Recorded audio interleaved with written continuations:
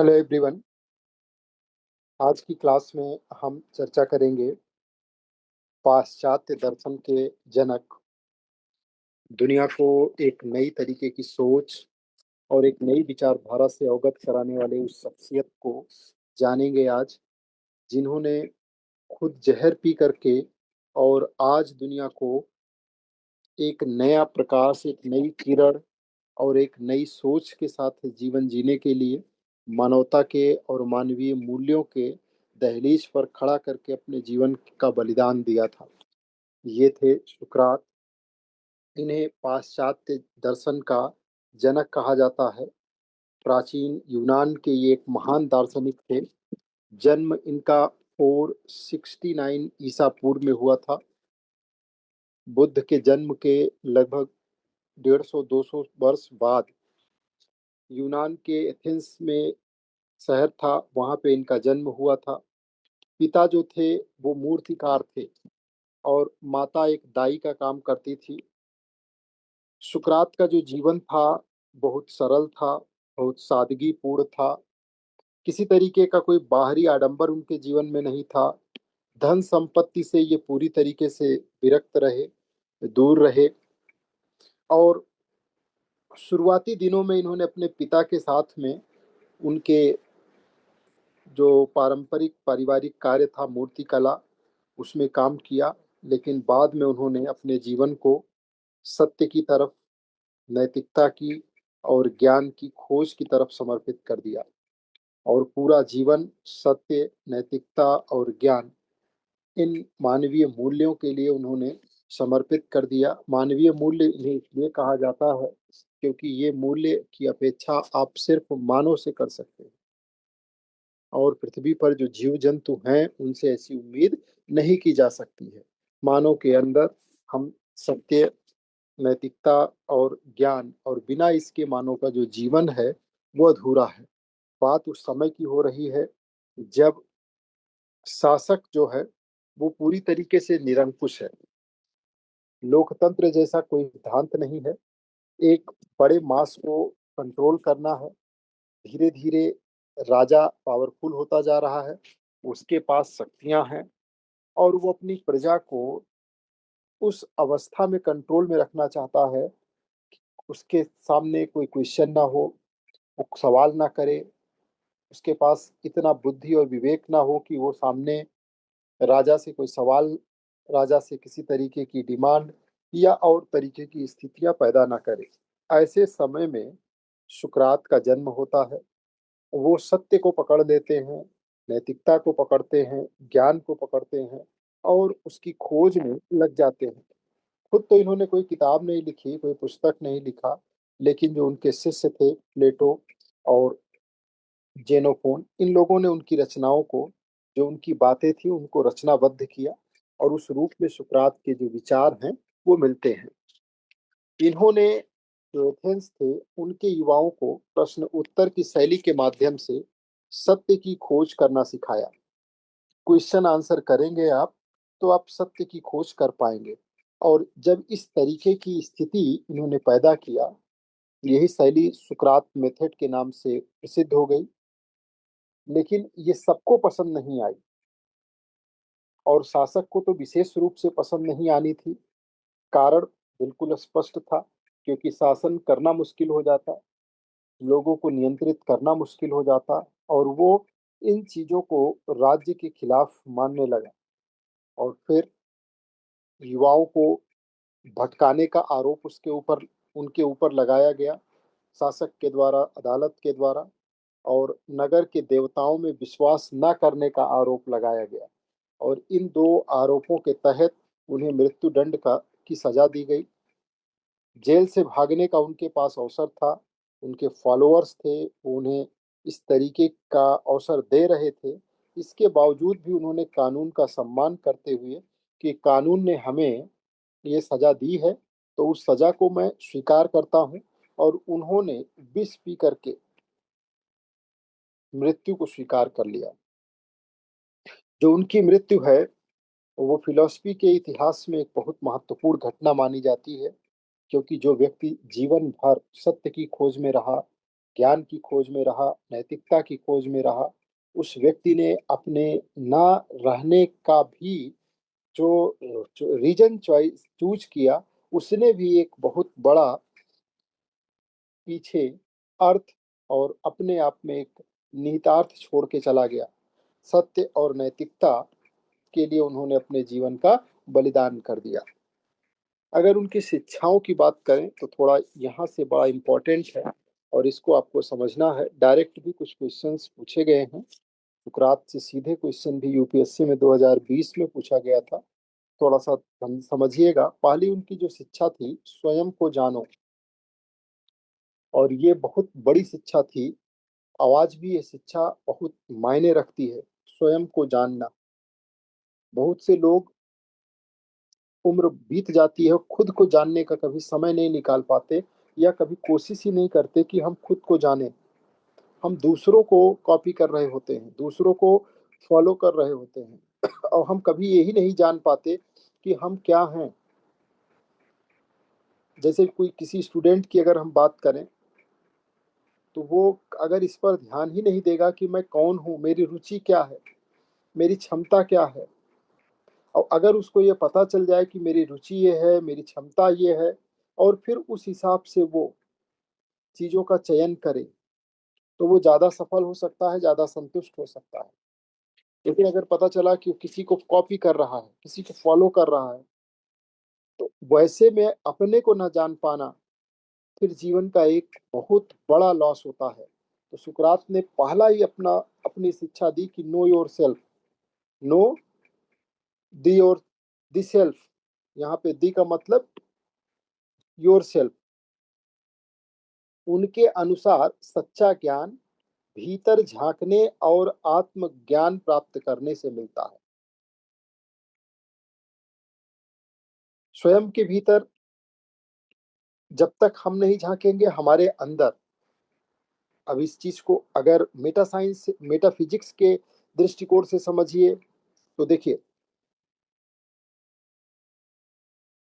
ये माना जाता था यूनान के ही दार्शनिकों के द्वारा और तमाम पुराने जो सैद्धांतिक पक्षों के द्वारा कि मानव मस्तिष्क में जो पिंगल ग्लैंड है, पीनल ग्लैंड, वहां पर आत्मा वास करती है, उसका निवास स्थान है।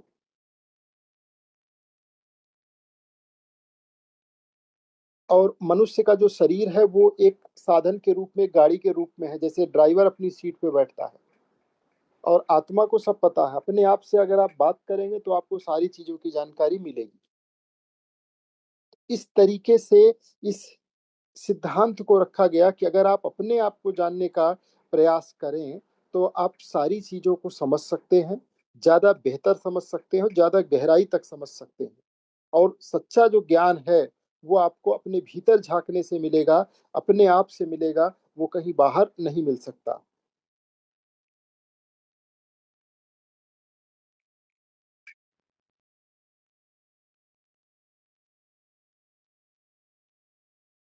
ये पहला और सबसे इम्पोर्टेंट इनका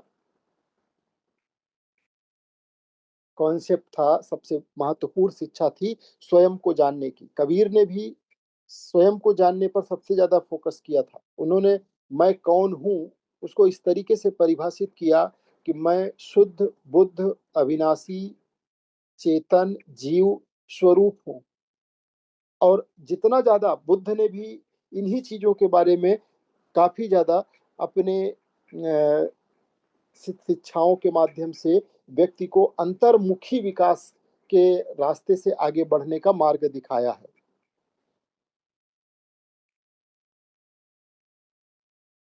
दूसरी जो शिक्षा है वो ज्ञान ही सदाचार है। ज्ञान को ही इन्होंने वर्चू मान लिया।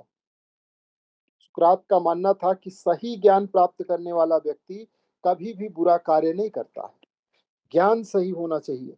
इसलिए ज्ञान और नैतिकता, उसका संबंध बहुत गहरा है। ज्ञान कहाँ से प्राप्त होगा? शिक्षा से। इसीलिए ऐसा किसी कवि ने लिखा है कि शिक्षा क्या स्वर साध सकेगी यदि नैतिक आधार नहीं। शिक्षा यानी ज्ञान का नैतिकता से बहुत सीधा संबंध है। अगर ज्ञान सही है तो व्यक्ति नैतिक होगा, और नैतिकता है मीन्स ज्ञान है, तो ज्ञान को ही इन्होंने सदाचार माना। और बिना ज्ञान के बुराई अपने आप आ जाएगी। इन्होंने ये रखा कि अज्ञानता ही बुराई का कारण है। अगर ज्ञान नहीं है तो उस अज्ञानता से बुराई अपने आप खींची चली आएगी। मनुष्य बुरा इसलिए नहीं करता कि वो बुरा बनना चाहता है, बल्कि इसलिए करता है क्योंकि वो सत्य और अच्छाई से अनभिज्ञ है।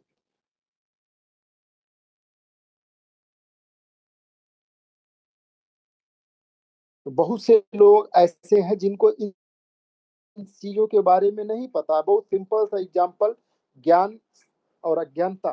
जैसे किसी को पता ही नहीं है कि स्वास्थ्य के लिए क्या चीजें जरूरी है, ये उसकी अज्ञानता है, और वो अज्ञानता के कारण उसका शरीर डैमेज हो गया, एक निगेटिविटी उसके उसके साथ पैदा हो गई। ये अज्ञानता का कारण है। और ज्ञान अगर है तो ज्ञान के द्वारा मनुष्य विद्या विददाति विनयम, वो विनम्रता लाती है, वो नैतिकता के सारे गुणों को अपने आप करीब लेकर के चली आती है। पर्यावरण को लेकर के अगर हम बात करें अज्ञानता में, तो कितना बढ़िया एग्जाम्पल है कि बायोडाइवर्सिटी के बारे में हमें ज्ञान ही नहीं था कि जैव विविधता जैसी कोई चीज एग्जिस्ट करती है और उसकी इंपॉर्टेंस क्या है। हमने बायोडाइवर्सिटी को इतना लॉस पहुंचा दिया। बायोडाइवर्सिटी के बारे में, जैव विविधता के बारे में अभी पूरी जानकारी हुई ही नहीं कि वो मानव के लिए कितनी इंपॉर्टेंट है, इस सृष्टि के लिए, इस पृथ्वी के लिए कितनी इंपॉर्टेंट है। बाघों को मार डाला गया, चीतों को मार डाला गया, खत्म कर दिया गया, उनकी इंपॉर्टेंस को जाने बिना, सच्चाई को जाने बिना। ये तीन महत्वपूर्ण शिक्षाएं थी स्वयं को जानने की। ज्ञान ही सदाचार है, एक वर्चू है, और अज्ञानता ही बुराई का कारण है। इसके बाद चौथी जो शिक्षा सुकरात की रही, वो उन्होंने कहा कि संवाद विधि होनी चाहिए। सत्य तक अगर पहुंचना है, सत्य तक अपनी पहुंच बनानी है, तो क्वेश्चन आंसर्स के रूप में संवाद होना चाहिए। प्रश्न और उत्तर आधारित संवाद विधि का उपयोग किया। इसमें लगातार प्रश्न पूछकर व्यक्ति स्वयं सत्य तक पहुंच जाता है। तो सत्य तक पहुंचने के लिए लगातार अभ्यास की जरूरत है। ये संवाद विधि थी कि बातचीत के द्वारा, संवाद के द्वारा हम सत्य तक पहुंचने का प्रयास कर सकते हैं। नैतिक जीवन के का महत्व अगर बात किया जाए, तो नैतिक जीवन का महत्व सुकरात ने मनुष्य के जीवन का सबसे बड़ा उद्देश्य नैतिक और सदाचारी जीवन जीना ये बताया, ना कि धन और शक्ति प्राप्त करना। धन और शक्ति के द्वारा, धन और शक्ति के द्वारा जीवन को आप वो ऊंचाई नहीं दे सकते जो ऊंचाई आप नैतिकता और सदाचार के द्वारा दे सकते हैं।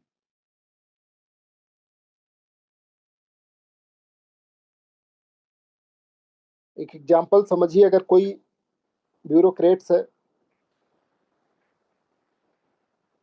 और वो रिश्वत के अवसर पे, रिश्वत का उसके पास ऑप्शंस है, लेकिन वो अपने सिद्धांत पे कायम रहे और नैतिकता को बनाए रखे, तो जो उसका काम है लोक सेवक का, वो उसको कितना सुकून और शांति देगा।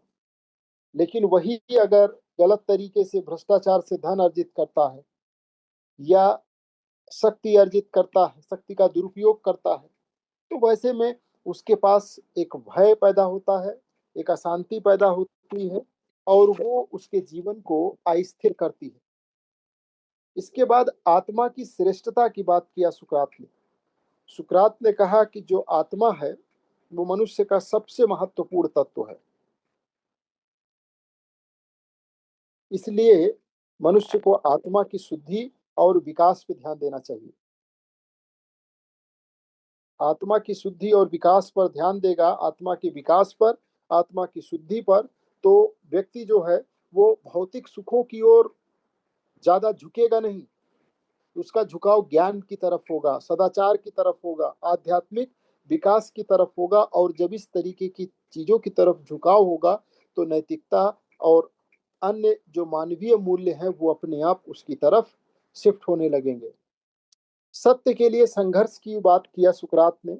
उन्होंने सिखाया कि सत्य के लिए संघर्ष करना चाहिए, चाहे इसके लिए जीवन का बलिदान ही क्यों न देना पड़े। और उन्होंने सत्य का संघर्ष करते हुए अपने जीवन का बलिदान दिया। वो अपनी बात पर अडिग रहे। उन्होंने कहा, उनसे कहा गया था कि ये बात स्वीकार कर लीजिए कि जो बात आप कर रहे हैं वो सही नहीं है, वो गलत है, और इससे युवा जो है वो भ्रमित हो रहे हैं। तो उन्होंने खुद को समाप्त करना उचित समझा। मृत्युदंड को उन्होंने स्वीकार कर लिया, जेल से नहीं भागे। उन्होंने अपनी बात को, जो बात उनके अंतरात्मा से निकली थी वो सत्य है, वो सत्य ही उन्होंने स्वीकार किया। और कानून का सम्मान, सुकरात ने यह सिद्ध किया कि राज्य के कानून का सम्मान करना चाहिए, नागरिक का कर्तव्य है। इसलिए उन्होंने जेल से भागने के बजाय कानून का सम्मान करते हुए खुद को जो है शहीद कर दिया। आलोचनात्मक चिंतन, उन्होंने युवाओं को तर्क और आलोचनात्मक सोच विकसित करने के लिए प्रेरणा दी, ताकि अपना मानसिक विकास किया जा सके। जो चीज जिस रूप में है, कोई चीज आप पढ़ रहे हैं, कोई चीज समझना चाहते हैं, तो उसमें आपको तर्कशील बनना चाहिए, ताकि आपके व्यूज भी उसमें डेवलप हो सके। और इसके साथ ही उन्होंने नैतिक दर्शन की स्थापना किया। नैतिक दर्शन का संस्थापक माना जाता है। उन्होंने दर्शन को प्रकृति से हटा करके मनुष्य के नैतिक जीवन की ओर केंद्रित किया था। और इससे उन्होंने एक नया रास्ता लोगों के लिए ओपन किया, जिस पर आज समाज चल रहा है, लोग चल रहे हैं। प्रत्यक्षता अप्रत्यक्षता कहीं ना कहीं आज भी इनके सभी जो शिक्षाएं हैं वो लोगों को उनके निर्णयों में, उनके कार्यों में, हर जगह पे एक सपोर्ट के रूप में खड़ी हैं। और सुकरात के दर्शन को मानव जीवन, नैतिकता और सत्य की खोज से जोड़ा। उन्होंने, उनकी शिक्षाओं ने आगे चल करके प्लेटो और अरस्तु जैसे महान दार्शनिकों को प्रेरित किया और पाश्चात्य दर्शन की मजबूत नींव रखी। सुकरात का शरीर भले नष्ट हो गया, लेकिन उनके व्यक्तित्व का व्यक्तित्वांतरण आगे प्लेटो में, फिर अरस्तु में देखने को मिलता है।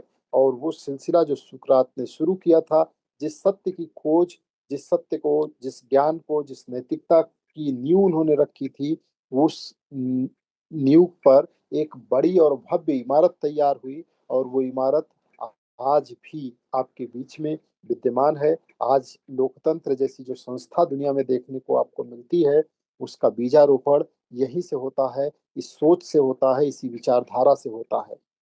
अब इस पे जो प्रश्न पूछा गया था 2020 में, उसमें देखिए एथिक्स के पेपर में, ये सिविल सर्विसेज के मेंस के पेपर में था कि पाश्चात्य नैतिक दर्शन के विकास में सुकरात के विचारों की भूमिका का मूल्यांकन कीजिए। तो आपको इसी तरीके से इसका आंसर एक इंट्रोडक्शन के साथ, पाश्चात्य नैतिक दर्शन का संस्थापक माना जाता है। दर्शन को प्राकृतिक विषयों से हटा करके उन्होंने मानव जीवन, नैतिकता और सदाचार की ओर केंद्रित किया। उनका जो मुख्य सिद्धांत था कि ज्ञान ही सदाचार है।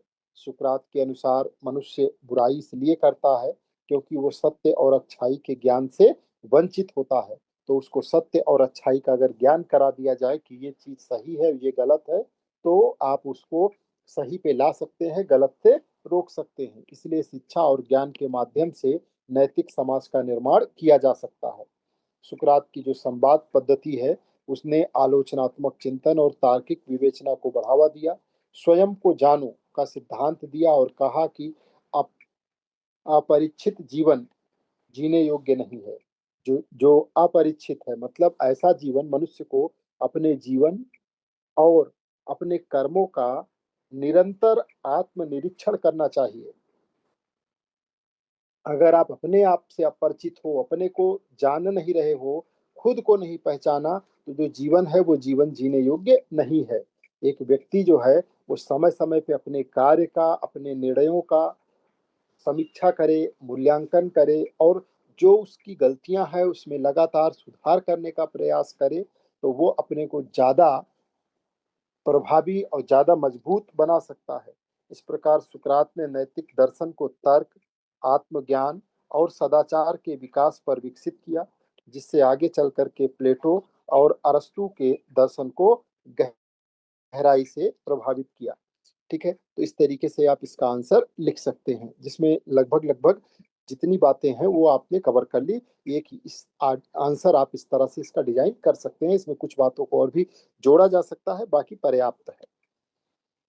2004 में 24 में अभी यूपीपीसीएस के एथिक्स के पेपर में प्रश्न पूछा गया कि अंतरराष्ट्रीय नैतिकता से आप क्या समझते हैं। ठीक है, इस तरह का प्रश्न सिर्फ इसी कॉन्सेप्ट पर बेस्ड फिर पूछा जा सकता है, क्योंकि इस समय अंतरराष्ट्रीय नैतिकता सवालों के घेरे में है। अंतरराष्ट्रीय संबंधों में उत्पन्न होने वाली नैतिक समस्याओं की व्याख्या कीजिए। ठीक, ये प्रश्न है। इसके आंसर को आप बहुत अच्छी तरीके से डिजाइन कर सकते हैं। शब्दावलियां सब यही सब होंगी, इन्हीं को सही स्वरूप में पिरोना है। अंतरराष्ट्रीय जो राजनीति है वो आप इस तरह से इंट्रोडक्शन दीजिए कि अंतरराष्ट्रीय स्तर पर जो राजनीति है वो केवल शक्ति और हितों पे आधारित नहीं होती है कि किसके पास कितनी शक्ति है और किसका हित कितना ज्यादा कहाँ पर सॉल्व हो रहा है, बल्कि उसमें कितनी नैतिकता है, दूसरे के लिए न्याय कितना है, और मानवीय मूल्यों के लिए कितनी जगह है। ये सारी चीजें महत्वपूर्ण स्थान रखती हैं। जब विभिन्न राष्ट्र अपने निर्णयों में मानवाधिकार, न्याय, समानता, वैश्विक कल्याण जैसे मूल्यों को ध्यान में रखते हैं तो उसे ही अंतर्राष्ट्रीय नैतिकता कहा जाता है। दूसरे शब्दों में आप इसको ऐसे भी कह सकते हैं कि अंतर्राष्ट्रीय नैतिकता वो सिद्धांत है जो ये निर्धारित करता है कि राष्ट्रों को एक दूसरे के साथ किस प्रकार न्यायपूर्ण, जिम्मेदार और मानवीय व्यवहार करना चाहिए। ये आपका एक इंट्रोडक्शन हो गया। अंतर्राष्ट्रीय नैतिकता का अर्थ आप इस रूप में लिखेंगे कि अंतर्राष्ट्रीय नैतिकता से आशय उन नैतिक सिद्धांतों और मूल्यों से है जो राष्ट्रों के व्यवहार को नियंत्रित करते हैं, जैसे मानवाधिकार का सम्मान, एक दूसरे की संप्रभुता और समानता का सिद्धांत, युद्ध और शांति के नियम, वैश्विक न्याय और सहयोग।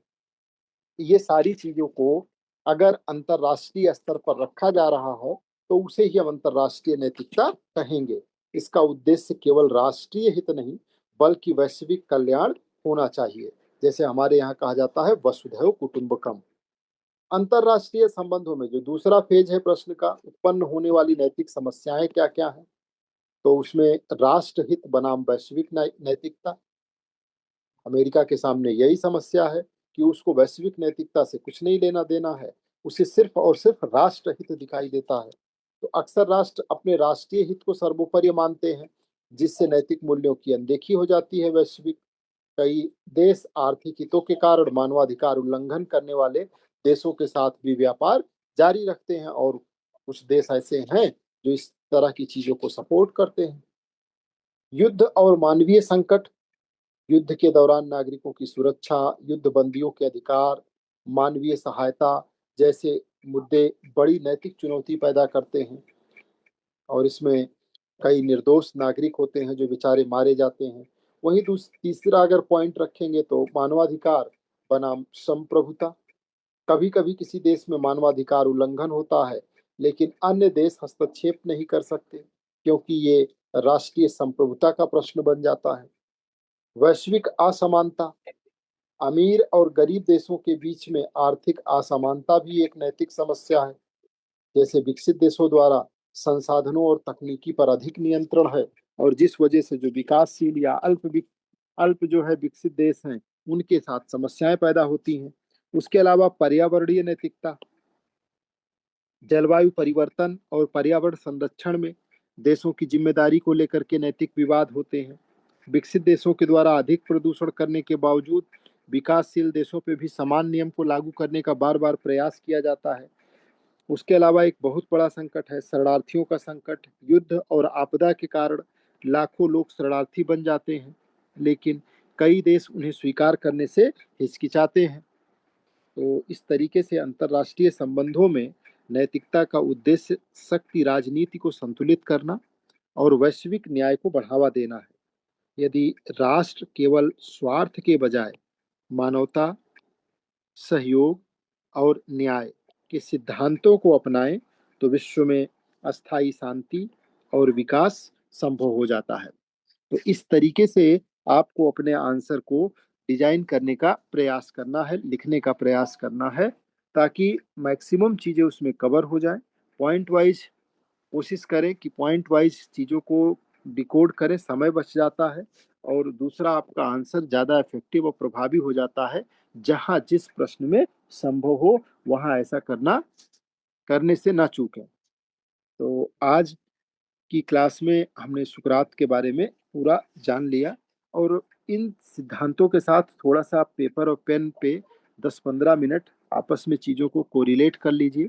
तो इसका यूज आप निबंध के पेपर में या एथिक्स के अन्य क्वेश्चनों में भी कर सकते हैं, क्योंकि टाइमिंग बहुत इंपॉर्टेंट है। जिस समय पर ये सब बातें कही जा रही हैं, तो वो समय, आज के समय, आज उसका रिजल्ट आपके सामने है। जिस समय में ये बातें हुई थी, आज हमारे ब्लड में वो सारी बातें घुल चुकी हैं।